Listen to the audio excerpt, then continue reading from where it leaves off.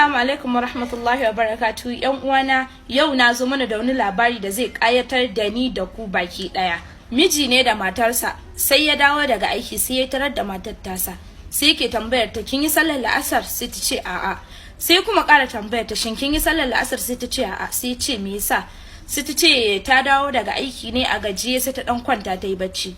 Sai ce okay, to je ki sallar la'asar da magariba kafin a kira sallar isha. A washe garin ranar mijin ya shirya ya tafi aiki. To yanda suka saba, duk ranar da ya tafi aiki zai kira ta ya gaya mata ya isa lafiya ko ya tura mata da sakon cewar ya isa lafiya. To ranar sai ta ji shiru, ba kira bai kuma turo sako ba.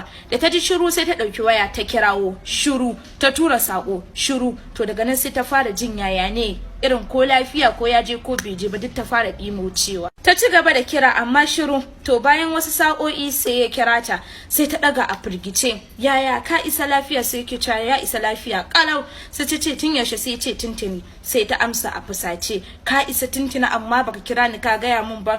Sai ce na isa ne a gajiye, sai na kwanta na dan yi bacci. Minti nawa ne zai dauke ka dan ka kira ni, sannan kuma baka ji karan waya na ba lokacin da nake kiran ka? Mijin nan sai ya ce mata ina ji. Shine ta ce amma shine ko ka daga saboda baka damu da ni ba. Sai mijin nan nata ya ce ke ma haka jiya kika ji kiran sallah amma kika ko in kula da kiran Allah. Matar nan kuwa ta dan yi shiru na dan lokaci sai ta ce tabbas kana da gaskiya, to kai hakuri. Sai ya ce mata ba ni zaki ba hakuri ba, Allah zaki ba hakuri, kuma ki alƙawarin ba zaki ƙara yin haka ba. Babban buri na shine mu rayu da ke a babban bene a cikin gidan aljanna, rayuwar da ba a mutuwa. Hakika wanda yake son ka dan Allah shine wanda yake kai ka hanyar gaba a cikin bin Allah, kuma ya tsaya a gaban ka dan kar ka dawo baya. Allah ka datar da mu duniya da lahira.